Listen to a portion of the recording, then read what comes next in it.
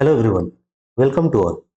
स्वागत है आप सबका हमारे इस नए वीडियो लेक्चर में, जिसमें हम लोग आज देखेंगे अर्थशास्त्र, इकोनॉमिक्स, और उसमें भी एक बिल्कुल ही नया इकाई, नया यूनिट, और वो है इकाई नंबर 3, सांख्यिकी तथा अर्थमिति।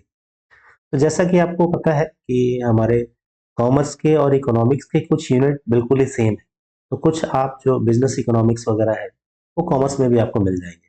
ठीक है, लेकिन ये जो है यूनिट 3 और यूनिट 4, इकाई 3 और 4, ये प्योरली आपका इकोनॉमिक्स का है, अर्थशास्त्र का। और यहाँ हम लोग हिंदी मीडियम में देखेंगे। तो क्योंकि आप एक चीज आप देखेंगे, हिंदी मीडियम वाले को दिक्कत कहाँ पे आती है, वे हिंदी को भी इंग्लिश जैसा ही पढ़ते हैं, अंग्रेजी जैसा। और एग्जाम में जो क्वेश्चन आते हैं हिंदी वाले, तो एकदम शुद्ध हिंदी में आते हैं। ठीक है ना, तो फिर क्या है, वो बीच में एक तरह से उनका जो कंसेप्ट है थोड़ा बिगड़ने लगता है। तो आप यहाँ पे अगर हिंदी वाले हैं तो हिंदी में ही पढ़ेंगे। आप इंग्लिश में भी देखेंगे, क्योंकि हिंदी इंग्लिश दोनों ही जानना है। अगर आप आगे चल के जीआरएफ करते हैं, यूनिवर्सिटी में प्रोफेसर बनते हैं, तो वो आपको काफी मदद करेगा। ठीक है ना। तो हम लोग क्या स्टार्ट करेंगे, इकाई 3, सांख्यिकी तथा अर्थमिति।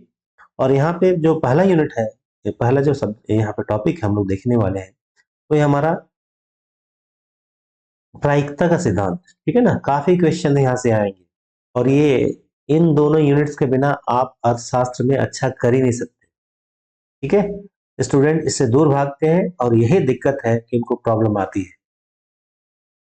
लेकिन स्टार्ट करने से पहले एक इम्पॉर्टेंट अनाउंसमेंट आप सबके लिए। हमारे जो बैचेस है यूजीसी नेट के लिए, गेट के लिए, सीएसआईआर के लिए, वो कुछ बैचेस स्टार्ट हो चुके हैं, कुछ स्टार्ट भी होने वाले हैं। बैचेस बीच बीच में स्टार्ट होते रहते हैं। अगर आप चाहें तो इन नंबर्स पर कांटेक्ट करके, जो हमारे व्हाट्सएप नंबर भी है, डिटेल फर्दर डिटेल पता कर सकते हैं। ये हमारे स्टूडेंट्स हैं जो इस बार इन्होंने नेट क्वालिफाई किया है। आपको ये पता होगा, पेपर 1 आप सबका कॉमन होता है। ठीक है ना, पेपर 2 आप सबका अलग अलग होता है, लेकिन पेपर 1 कॉमन होता है। अगर आप अच्छे से तैयारी करें, एक प्रॉपर गाइडेंस में, तो आप जरूर जेआरएफ नेट आप आराम से निकाल पाएंगे। लेकिन बिना गाइडेंस के थोड़ा सा दिक्कत होती है। ठीक है ना, एक स्टूडेंट को पता होना चाहिए कि उसे क्या पढ़ना है और क्या छोड़ देना है, और किस चीज पे मेहनत कम करनी है। ठीक है, तो चलिए हम लोग आज स्टार्ट करेंगे प्रायिकता का सिद्धांत। तो हम लोग यहाँ दोनों में ही देखेंगे। हम जहां तक हो सके हिंदी पे ज्यादा फोकस करेंगे, और बीच बीच में इंग्लिश में भी हम लोग लिखते जाएंगे। तो प्रायिकता, ठीक है ना, इसे इंग्लिश में क्या बोलते हैं, प्रायिकता को प्रोबेबिलिटी। प्रोबेबिलिटी, ठीक है। हम लोग, ये है क्या, तो हम लोग सभी जानते हैं। जैसे अगर आप रोजमर्रा के जीवन में देखें, तो आप देखेंगे ना, आपने पढ़ा होगा कि दो सीधी रेखाएं एक दूसरे को केवल और केवल एक बिंदु पर ही काट सकती हैं या काटती हैं। ठीक है, तो आपसे पूछा जाए कि दो स्ट्रेट लाइन है, सीधी रेखाएं हैं, सरल रेखाएं हैं, तो ये एक दूसरे को कितने जगह काटेंगे, इसकी प्रायिकता बताएं। तो आपका आंसर बिल्कुल हो जाएगा, एक जगह ही काटेंगे। ये आंसर बदल नहीं सकता। आपको बोला जाएगा ये एक ट्रायंगल दिया हुआ है, त्रिभुज। ठीक है, और बोला जाए कि इनसे 3 कोण है, भले ही ट्रायंगल ऐसा हो या समकोण हो, ठीक है, या और भी कुछ हो, विषम कोण हो, इनके तीनों भुजाओं के कोणों का योग क्या होगा, इनके तीनों कोणों का योग क्या होगा। तो आपका आंसर क्या होगा, 180 डिग्री। ठीक है, तो ये जवाब जो है ना, ये कभी बदलेंगे नहीं। तो आपको ऐसा कभी प्रोबेबिलिटी में, प्रायिकता में नहीं आएगा कि एक त्रिभुज दिया हुआ है, उसके तीनों कोणों का योग 180 हो, इसकी प्रायिकता बताएं। वो हमेशा श्योर है कि वो 180 होगा ही होगा। यहाँ पे वो एक जगह ही कट करेगा। तो आप प्रायिकता में इन चीजों को डिस्कस नहीं करेंगे। आप क्या डिस्कस करेंगे, उस चीज के बारे में, उस घटना के बारे में जिसके होने और ना होने के जो चांसेस हैं वो बराबर है। जैसे एक सिक्का है हमारे पास, तो एक सिक्के के दो पहलू होते हैं, एक हेड और एक टेल। ठीक है ना, हेड को हिंदी में क्या बोलते हैं, चित्त। ठीक है ना, और टेल को क्या बोलते हैं? पट। ठीक है ना? तो अगर आप इसको उछाला गया, आप एक कॉइन को टॉस करते हैं, अब आप पहले से नहीं बता सकते कि चित्त आएगा या पट आएगा। जैसे यहाँ पहले से आप बता सकते थे तीनों कोणों का योग 180 ही होगा, दो रेखाएं एक ही जगह कट करेंगी। तो ये चीज जो है ना, ये प्रायिकता में आपका आ जाएगा। मतलब आप ये बोल सकते हैं ये एक घटना है, और इसका जो आउटकम है, इसका जो परिणाम है, ये आपके हाथ में नहीं है। और परिणाम ऐसा है कि हेड आए या टेल आए, दोनों के होने के चांसेस बराबर बराबर है। तो प्रायिकता में ऐसे एक्सपेरिमेंट को बोलते हैं यादृच्छिक परीक्षण। क्या बोलते हैं? यादृच्छिक, यादृच्छिक परीक्षण। इंग्लिश में क्या बोलेंगे? Random experiment. Random experiment.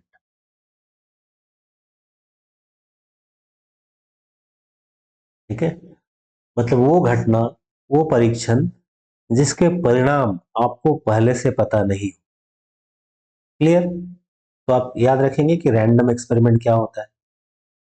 मतलब इस एक्सपेरिमेंट के एक से ज्यादा संभावित परिणाम होंगे, आप परिणामों को पहले से नहीं बता सकते।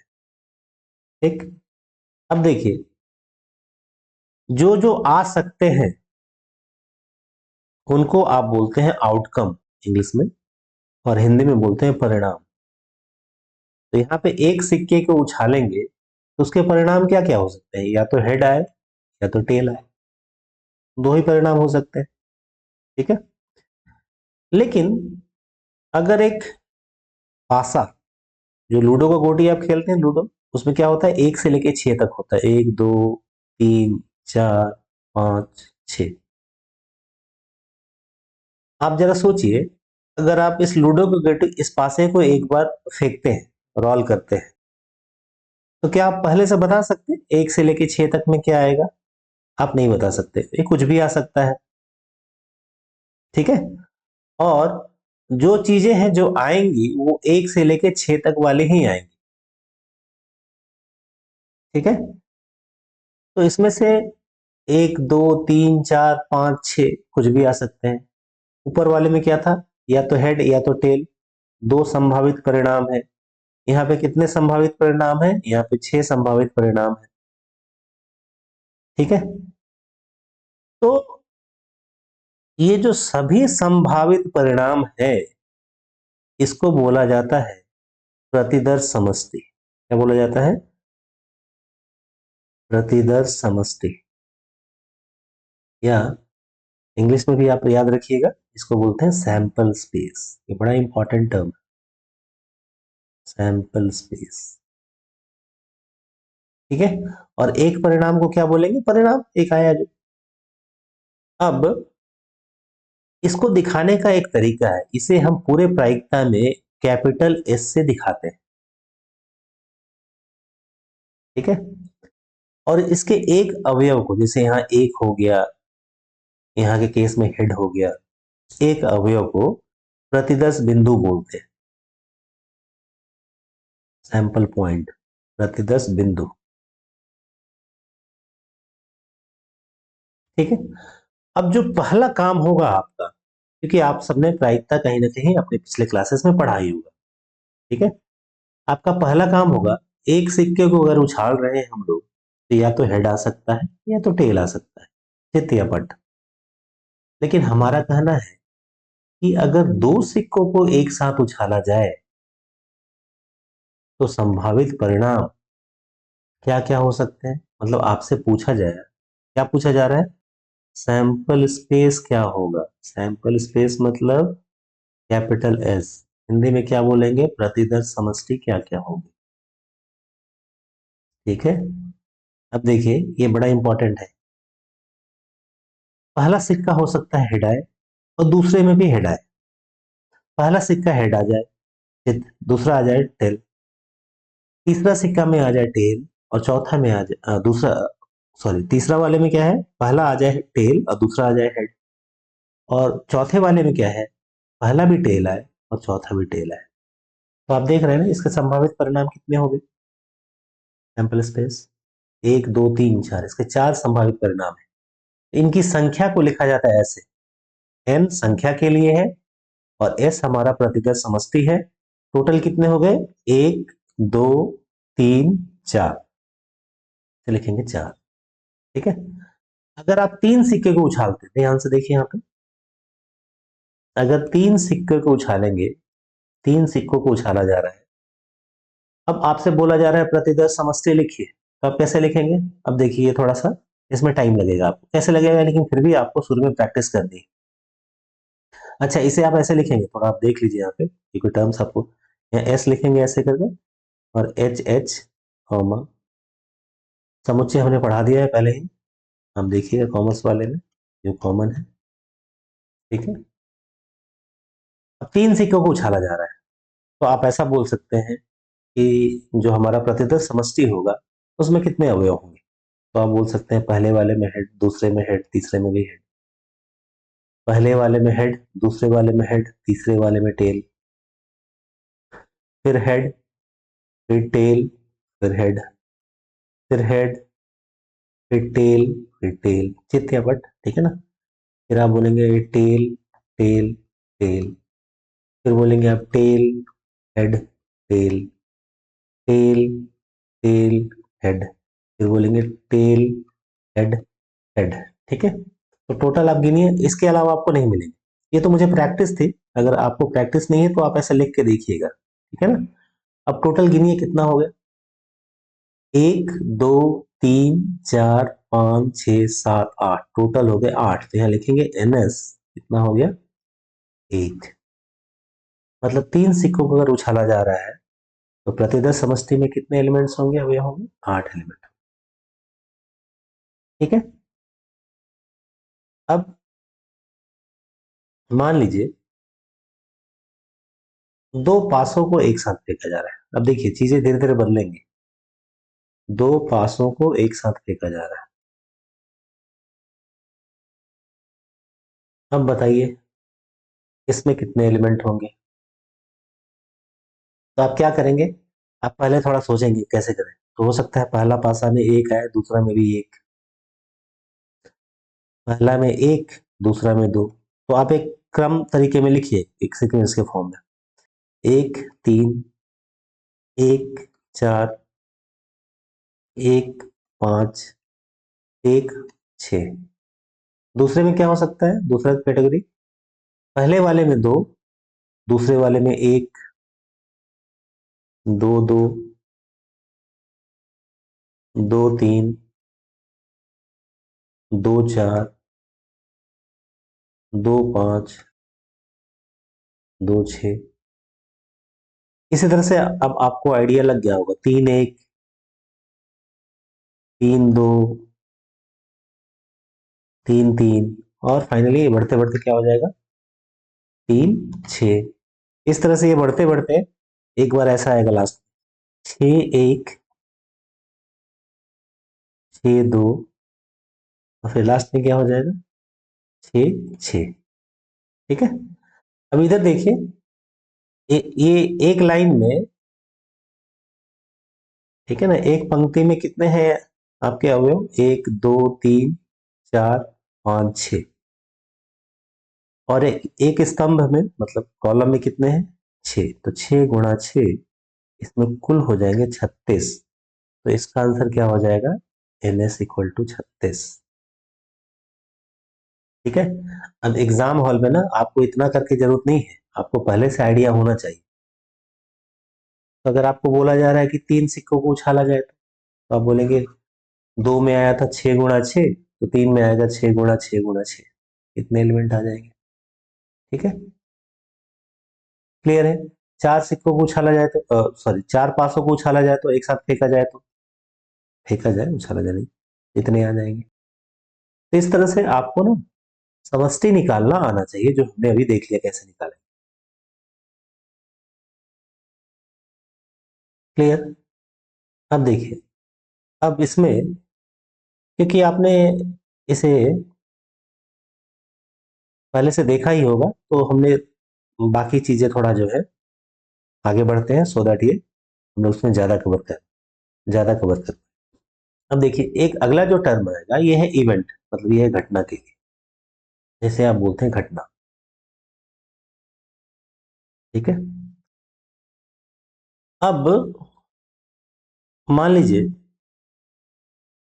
हमने एक पासे को फेंका और हम पूछ रहे 6 आना, तो 6 आना वो घटना है, 5 आना एक घटना है।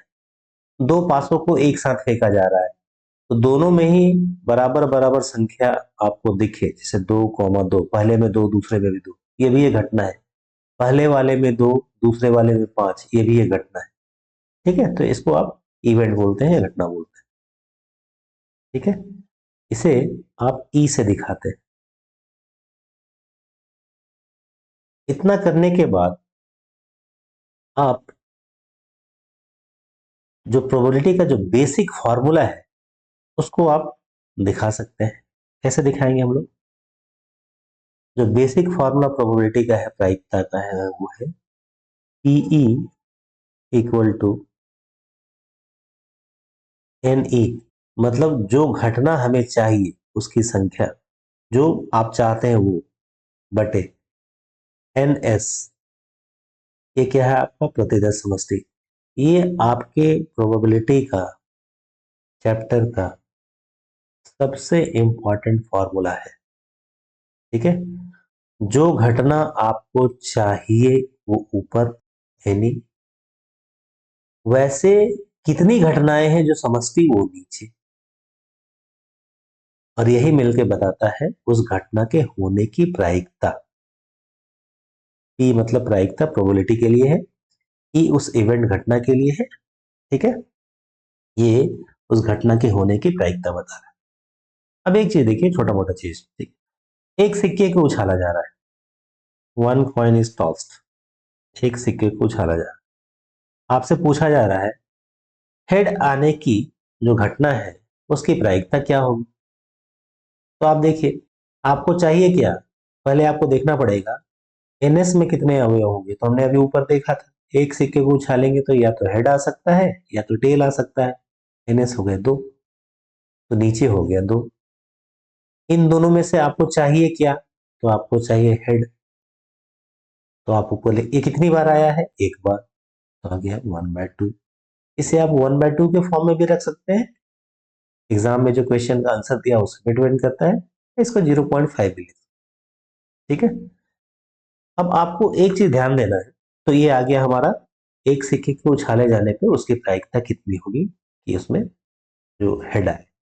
उसी तरह टेल भी पूछा जाता तो आपका आंसर सेम रह जाता। क्यों रह जाता? टेल भी एक बार ही आया है और नीचे 2।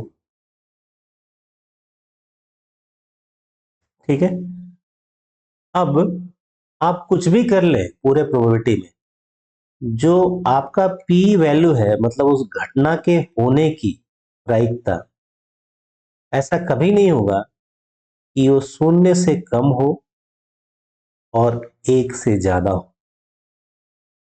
इससे ज्यादा नहीं हो सकता। यहाँ पे 0 को बोलेंगे असंभव घटना, मतलब वो हो नहीं सकती। ठीक है, वो घटना आपको बोला जाएगा असंभव घटना, इम्पॉसिबल इवेंट।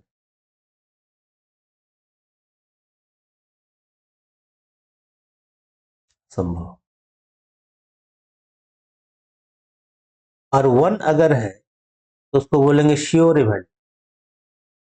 श्योर मतलब अवश्यंभावी, मतलब ये होना तय है बिल्कुल। ठीक है, तो प्रोबेबिलिटी की वैल्यू 0 और 1 के बीच में ही होगी, 0 से लेके 1 तक। कभी आप कोई क्वेश्चन सॉल्व कर रहे हो और प्रोबेबिलिटी की वैल्यू 1.5 आ गई, आप समझ लीजिए कहीं गलत हो गया, या माइनस में आ गया -1.2, गलत हो गया। वैल्यू कहां से कहां तक आनी चाहिए, 0 से लेके 1 तक। ठीक है, 0 हो गया इम्पॉसिबल, असंभव, वो हो ही नहीं सकता, और 1 क्या है, श्योर इवेंट। ठीक है, अब इसी क्वेश्चन को अगर आपसे पूछा जाए, आज हम लोग बिल्कुल इसका थोड़ा बेस बना लेते हैं। ठीक है ना, अगर आपको पूछा जा रहा है कि एक पासे को फेंका गया है, एक पासे को फेंका गया है, सिर्फ एक पासा, ठीक है, उस पासे पे 5 आए, इसकी प्रायिकता बताएं। तो देखिए आप पहला काम ये करिएगा, पहले लिख दीजिएगा ये फॉर्मूला, घबराना बिल्कुल नहीं है, P equal to n E upon n S. ये फॉर्मूला आपको बिल्कुल याद होना चाहिए। अब आप इसका सैंपल स्पेस निकालिए, तो हमने थोड़ी देर पहले निकाला था। एक पासे अगर फेंकेंगे तो 1 2 3 4 5 6 यही आ सकते हैं। टोटल इनकी संख्या कितनी हो गई, संख्या बोल रहे 1 2 3 4 5 6, एनएस की वैल्यू 6। उसमें से ये जो घटना है एन ई, उसकी संख्या कितनी है, तो वो घटना क्या है, 5 का आना। 5 का आना कितनी बार है, सिर्फ एक बार। तो आप क्या लिखेंगे इसको, 1/6। ठीक है, तो ये हो गया। अगर एक पासे को फेंका जाता है तो एक उस पे जो 5 दिखे, इसकी प्रायिकता क्या होगी, तो 1/6। अब मान लीजिए क्वेश्चन में ऐसा दिया रहता कि सपोज दो पासों को एक साथ फेंका गया, दो पासों को एक साथ फेंका गया है, दोनों में जो है ना बराबर बराबर संख्या दिखे, दोनों में क्या है, दोनों पासों पर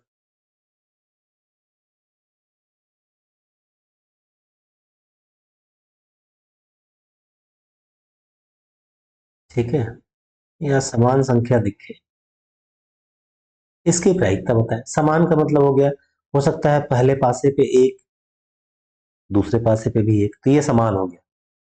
लेकिन पहले पासे पे एक आया और दूसरे पासे पे 3 आ गया, तो ये समान नहीं हुआ। पहले पासे पे 2, दूसरे पासे पे 2, ये चलेगा। पहले पासे पे 2, दूसरे पासे पे 3, ये नहीं चलेगा। ठीक है, तो अगेन आप इसी फॉर्मूला का यूज करेंगे, P equal to n E upon n S. P equal to,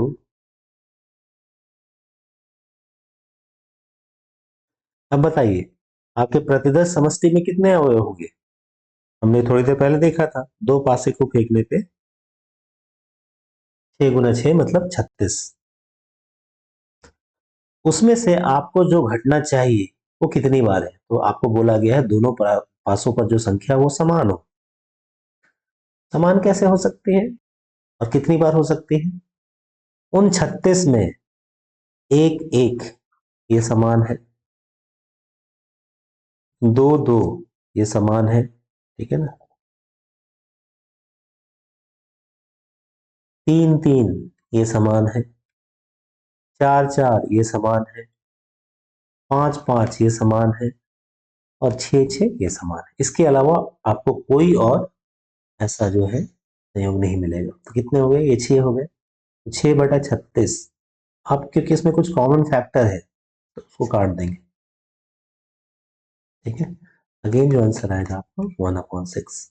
तो इससे अगर सॉल्व कर सकते हैं तो ये 0 से लेके 1 के बीच में ही आएगा। ठीक है ना, लेकिन आपका इतना आंसर चलेगा। क्लियर। अब इसी में एक क्वेश्चन और देखिए, मान लीजिए क्वेश्चन में बोला जा रहा है कि दो पासों को एक साथ फेंका गया है, दो पासों को एक साथ फेंका गया है। इस बात की प्रायिकता निकालें कि जो दोनों संख्याओं, दो संख्याएं उन पे आएगी, उनका जो सम हो, यहाँ पे भी कुछ आ सकता है, दूसरे पासे में भी कुछ आ सकता है, इनको अगर जोड़े तो आए आपका 7। इसकी प्रायिकता आप निकालें। ठीक है, ध्यान से देखिए, इक्वेशन अलग है। पहले पासे में कुछ आएगा, दूसरे पासे में कुछ दिखेगा आपको ऊपर, तो दोनों को जोड़ने पे 7 आए, इसकी प्रायिकता बताएं। ठीक है, तो आप क्या करेंगे, अब देखिए धीरे धीरे आपको चीजों का लेवल बढ़ाना पड़ेगा। अब आप पूरा सैंपल स्पेस नहीं लिखेंगे, पूरा प्रतिशत समष्टि लिखने की जरूरत नहीं है। दोनों पासों पर जो संख्या आएंगी उनका योग 7 कब होगा, जब पहले वाले में 1 आए और दूसरे वाले में 6 आए।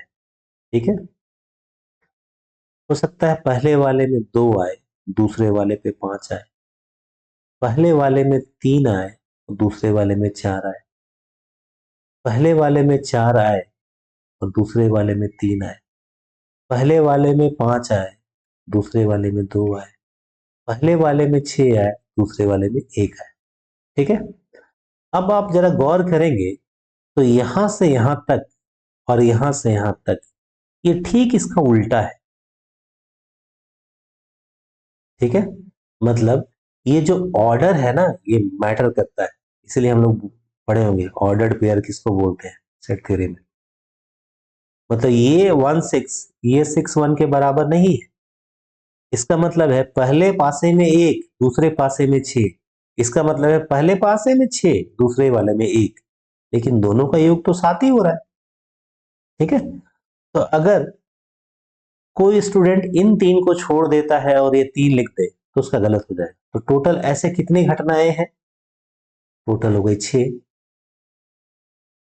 कितने में से? तो आप जानते हैं 2 पासों को एक बार फेंका जाता है तो समष्टि में कितने अवयव होते हैं? 36। कितना आया? इसके अलावा आप चेक कर लीजिए, अब कोई आपको एलिमेंट नहीं मिलेगा। 1 6 तो 6 1, 2 5 तो 5 2, 3 4 तो 4 3। 6/36। बाई चांस इसका भी आंसर क्या आ रहा है? 1/6 ही आ रहा है। ठीक है। तो इस तरह से जो प्रोबेबिलिटी का बेसिक चीज है, बिल्कुल बेसिक, वो इस फॉर्मूला पे डिपेंड करता है। ठीक है। तो आप आज की क्लास के लिए, क्योंकि ये पहला क्लास है बिल्कुल प्रायिकता का, आप इतनी चीजों को अच्छे से पढ़ के रखिए। नेक्स्ट क्लास में हम लोग आगे होंगे। ठीक है। Thanks for watching this video. Thank you. अगर आपको ये वीडियो अच्छा लगा हो तो जरूर हमारे चैनल को सब्सक्राइब करें। इस वीडियो को शेयर करें, क्योंकि हिंदी वाले लेक्चर्स मैंने देखा है अर्थशास्त्र के, कॉमर्स के, इकोनॉमिक्स के, मतलब इन सब के हिंदी में लेक्चर अच्छे अवेलेबल नहीं। ठीक है। तो अगर आप मैथमेटिकल पोर्शन को छोड़ेंगे इकोनॉमिक्स में तो ये बहुत मुश्किल है कि आप नेट क्वालिफाई करें, जीआरएफ क्वालिफाई करें। और अगर बाई चांस कोई कर भी जाता है तो उसको आगे बहुत दिक्कत होगी, क्योंकि पूरा अर्थशास्त्र जो है आप देश की अर्थव्यवस्था को संभालने जा रहे हैं। ठीक है। तो फिर उसमें गणित तो लगेगा ही लगेगा। इसलिए इस वीडियो को ज़्यादा से ज़्यादा शेयर करें, जो भी नीडी है उनको इसका फायदा मिल पाए। Thanks for watching this video. Thank you.